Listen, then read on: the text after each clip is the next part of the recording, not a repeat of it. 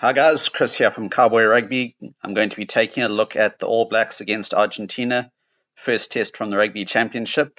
Before we get started though, please do me a favor, hit like and subscribe and share with your friends. From the kickoff, we can see that things are already quite scrappy for the All Blacks. We have Mark Talia catching the ball instead of one of the locks or loose forwards being lifted to take the catch. Puts the All Blacks under pressure, they're rolling backwards. And here we see TJ Perenara actually having to call one of the forwards, and I think that's Dalton Papali'i. And you can see Tupovaea looks like he might want to come in, and then Papali'i steps in. And let's take a look here at the chase line. You can see it's quite ragged instead of being a nice flat line to cut off the Pumas' options. Argentina run it up, two tacklers to take down one man. They set up the next ruck, and here's a clever bit of play. They've forced the All Blacks wide, you can see in the square there on the right, and there are two pods of Argentinian players on the top there, but they actually come back the other way. One of the New Zealand players pushes in, highlighted there, and that creates space on the outside, which Argentina are more than happy to exploit. Here they set up the next bit of play, and remember, this is all in the first minute of play. Argentina take the ball through their hands again, set up another ruck, Pablo Matera, absolute beast of a player. And I've frozen it here just so you can see what's happening. Two players pushed onto one man. They shifted wide onto Kremer. Tupovaea is too slow to come across. And Argentina go through and almost score here. It was just a brilliant bit of interception by Bowden Barrett that actually shut down the move.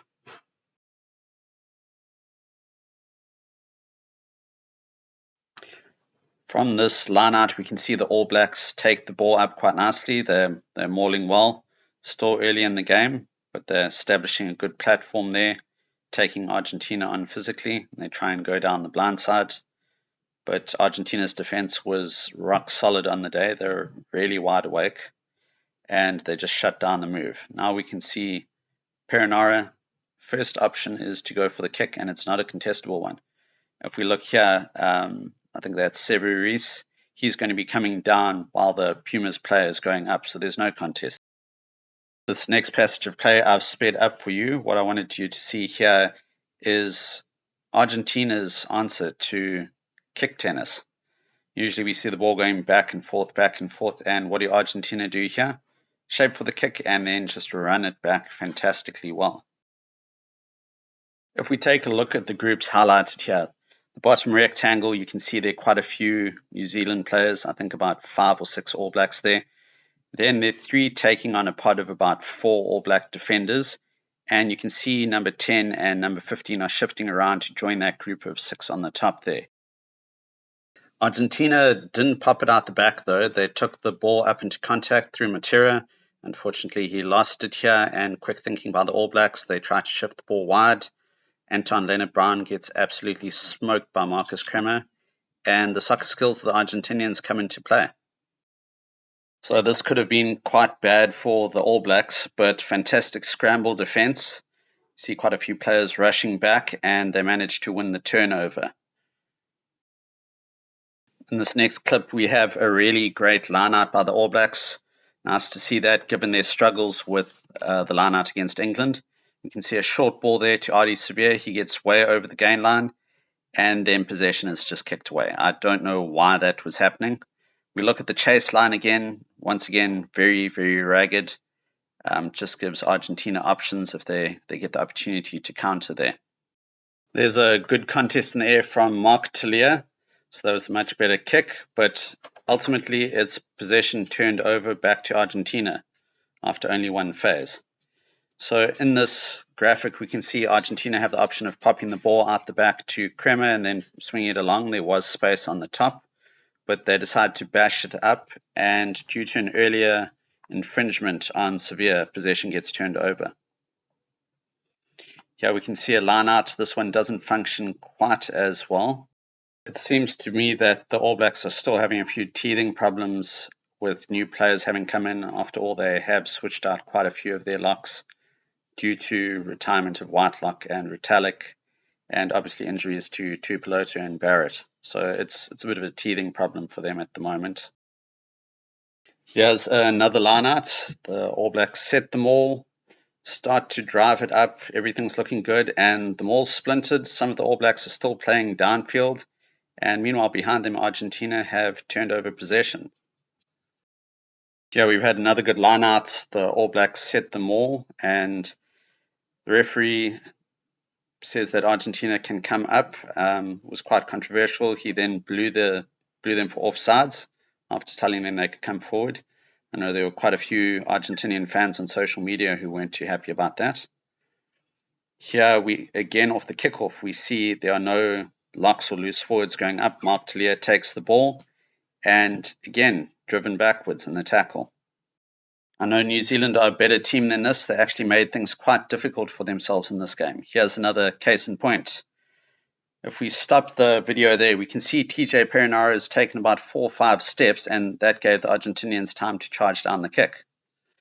From the resulting lineout, they set up play again, another ruck, and once more, just watch TJ here. Again, running sideways quite a bit. He's far from the ruck now, and he's just given them time for another charge down.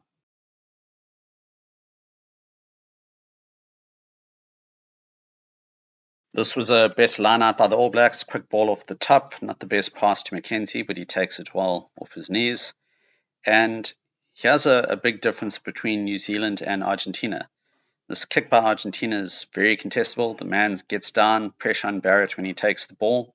He's tackled almost immediately. All Blacks are on the attack here, and I've just put 2 freeze frames side by side. The one on the right is the game against England, and you can see the backline's lying a lot deeper. There's a man out wide for the kick. Here on the left-hand side, Talia's down in front of McKenzie. The pot of blockers isn't nearly as tight, and also the backline's actually quite flat there. So they're limiting their options, and they're forced to crash the ball up.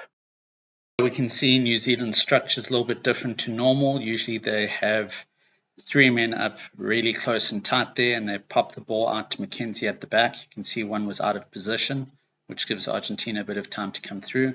McKenzie's pass also not the greatest. You can see Barrett had to take it on the left there. And Geordie tries to straighten and unfortunately knocks the ball on, turning over possession. So it was a bad day at the office for the All Blacks, uncharacteristic mistakes. This is obviously before their fantastic result in the second test. Taking a look at this still, there are a few key points I wanted to highlight. There's an All Black player still trying to get back on side. Argentinian scrum half has already picked up the ball from the ruck, and you can see numbers 4 and 5, Vai and Darry, are still trying to get into position there. The All Blacks were lucky to get the turnover there, and a moment of individual brilliance from McKenzie turns defense into attack. This pass was a little bit suspect, wasn't noticed by the TMO though, so play on. And Beauden Barrett, what was impressive here is the way you see his head moving left to right. He's actually assessing his options, seeing if he's got support coming up, and then kicks the ball across, and Darry's there to collect. So good work rate on the chase from Darry, but he does need to raise his overall work rate, and in the second test he actually did that. There was a huge improvement from the tight 5. Very impressive, as well as the loose forwards. RD Severe, Blackadder, and Papali really stepped up and completely outplayed their opposite numbers. Here the kickoff is caught by RD Severe. He runs it out of the 22 here, which isn't the best move if you want to go for a direct kick.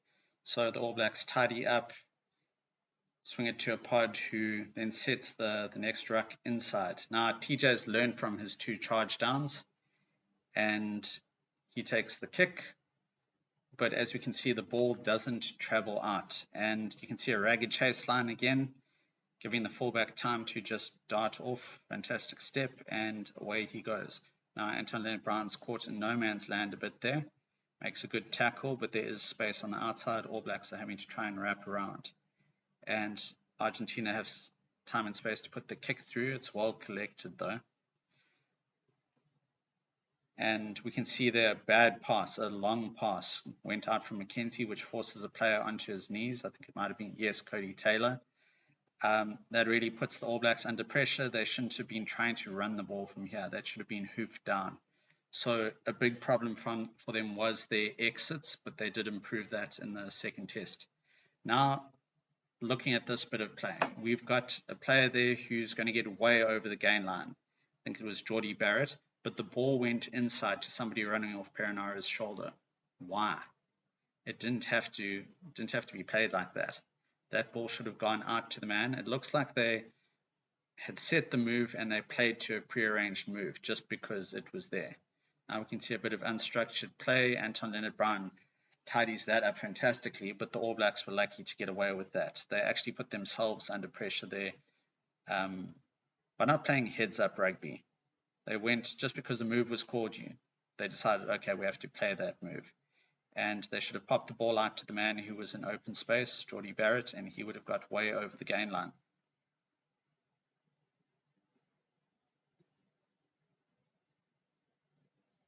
You can see here Leonard-Brown's run again. He did fantastically well. Perhaps here he should have kept possession, but fantastic pass. And I think that's why the All Blacks should have kept him in the team at outside centre. He's got that definite passing option, playmaking ability. Yeah, we can see the ball crashed up. And again, there isn't really too much structure there. McKenzie plays it through, but a bit of a nothing kick. I'd have liked to see the All Blacks hold onto the ball a lot more, maintain possession, and put a bit of pressure on Argentina, see where they could go. Argentina there, you see, just run the ball straight back. The All Blacks kicked it and sat back waiting for them to kick it back, and Argentina didn't engage in the kick tennis. That was a definite difference in the All Blacks' second test. They didn't put as many people back as in this game. And I think caught Argentina napping a little bit. They were keen to run it back, and in wet weather like that, they outfoxed themselves.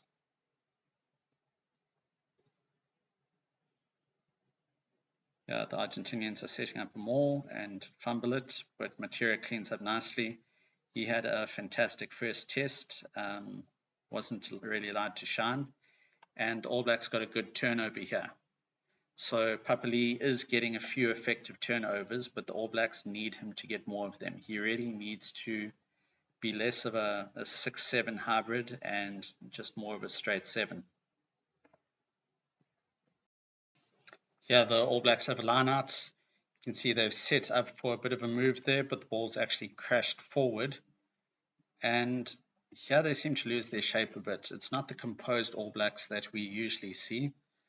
Ball comes out, TJ shapes the kick, gets the call, and Reese tries to put a player down the, who's that, Blackadder, he tries to put him down the flank, and here things go a little bit scrappy.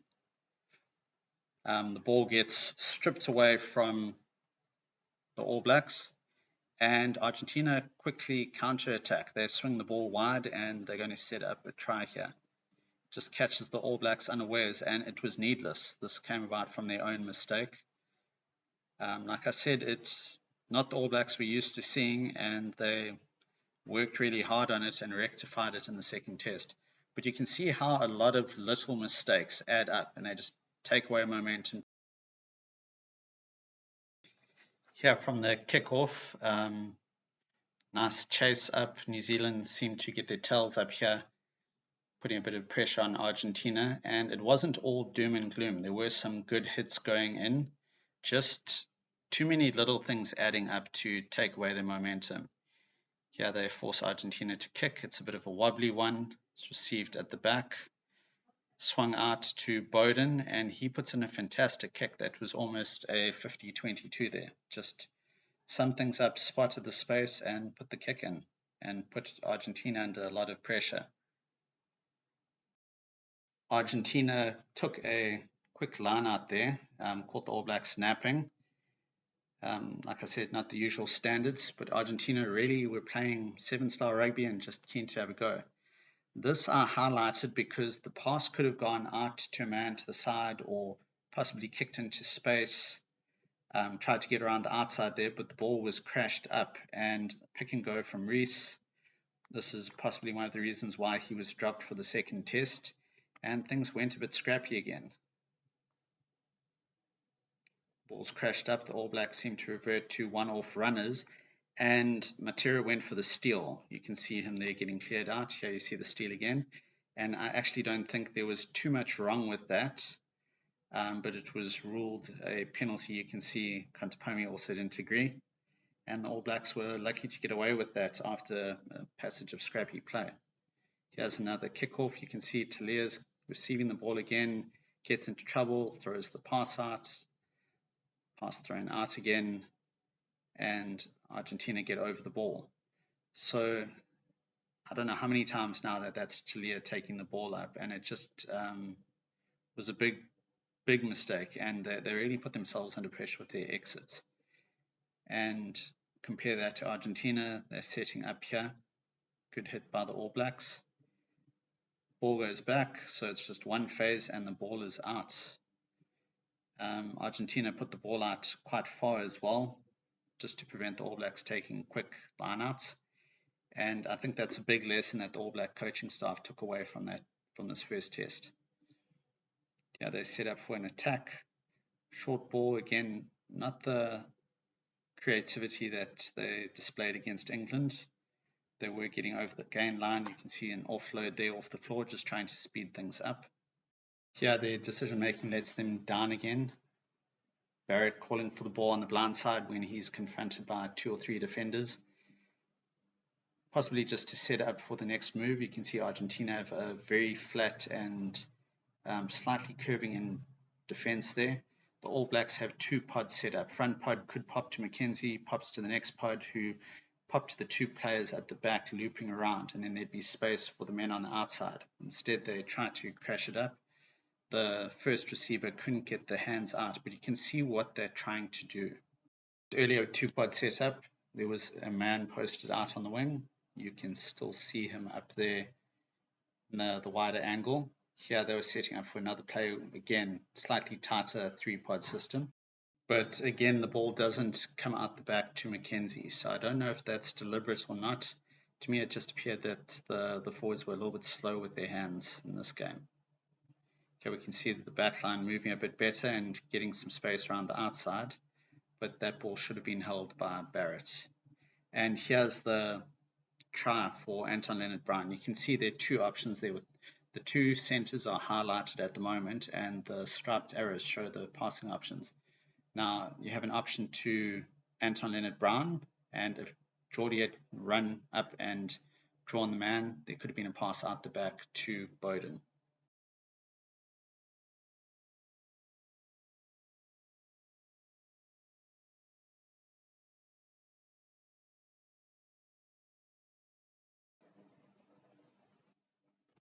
Here we see a kick from Mackenzie, and Reese goes up to contest, but he ends up tapping the ball back into the arms of an Argentinian player. Carreras, it was, who just bolted away for the try. Brilliant step there at the end. It's a risky play. It does work sometimes, but your players need to be in a position to support you if you're going to slap the ball back like that. And this time it just did not work out for them.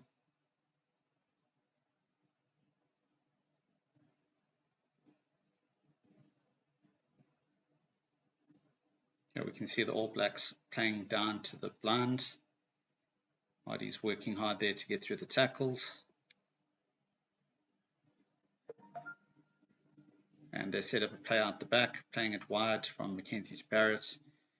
Better play using their options, but Geordie decides to take contact there and gets monstered by Kremer.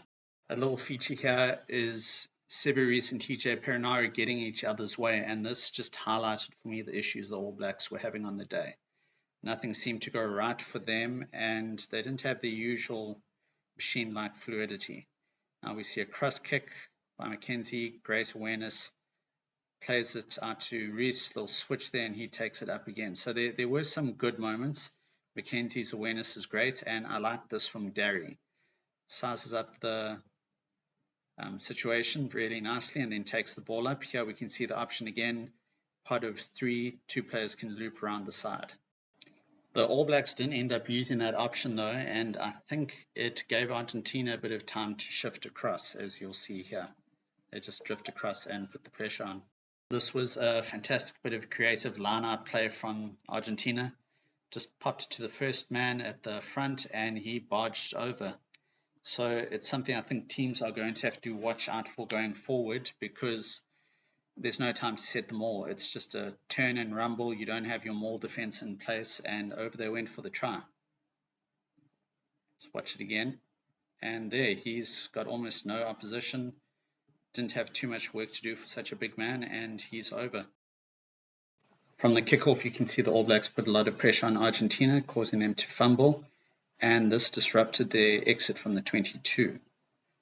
Here you can see their kicker also slips, and the ball goes out to the back, playing into the hands of the All Blacks. They finally got their strategy right. They were looking for this for most of the game. They swing the ball wide to Talia, and you can see how much ground they actually made from that.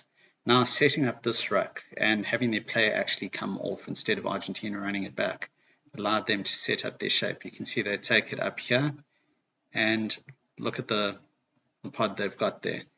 They had the option of playing the ball out the back to Mackenzie to swing it wide. So yeah, it's the All Blacks need to play a bit more heads-up rugby. If things aren't working out, then they need to adapt on the fly, and we didn't see enough of that from them. Here's an incident that got a lot of attention on social media. This possibly should have been a yellow card. If we look at Sam Cane's red card during the World Cup, similar incident. I think what people are looking for is consistency from World Rugby in terms of incidents like this. And there's head contact there. So, yeah, definitely should have been a card of some kind. And I think Ethan Blackadder is really lucky to have got off there. Here's a nice move off the lineout. Ready over the gain line there. Great straightening by Anton Leonard-Brown. And you can see the All Blacks were a lot more potent in the second half. They came out firing. Yeah, TJ tried to snipe himself there. Probably not the best option. He's got a backline there, but again, it's part of the All Blacks' new strategy of trying to make their halfbacks more of a threat. So I think that's why we've seen Finlay Christie drop out and be replaced by Cortez, Ratimer, and Noah Hotham. And here you can see the All Blacks they had a good period of sustained pressure. So it wasn't that they were playing bad rugby. That's what I wanted to highlight here. They were putting the pressure on, they were playing through the phases, eventually ended up scoring the try there. So it wasn't that the All Blacks just became a bad rugby team overnight in this test against Argentina. It was a lot of small errors and maybe not enough effort on the part of some players that led to the loss. And I think they had a fire lit under their backsides for the second test, and we saw the results of that. Fantastic first half. Great try to Talia here. He worked really hard during this test, so well deserved. Here again, he's taking the kickoff, and again the All Blacks are put under pressure. So it's not ideal. You can see the locks and Lucy's going up in the second test, laying a nice platform, getting the ball back, scrum half out to the fly half, or possibly inside centre with a big boot, and ball goes out. But here it took a lot longer than it needed to. It wasn't smooth and clinical. This next bit of play, what I want to highlight for you is the running of the Argentinian backline compared to that of the All Blacks. So I've pointed it out a few times. All Black passes weren't going where they should have. They were to the side of the man, checking momentum. Here you can see passes are all going in front of the man so that the player can run onto it and keep his momentum, keep his pace. There we see a nice line break. But the All Blacks weren't doing that. Their passes were going to the sides and they were putting their players under a lot of pressure. There's a nice up and under. Will Jordan took that very easily. And a good searching kick by Mackenzie. So they're changing their tactics slightly. Instead of up and unders, they're going for the line. Here we go.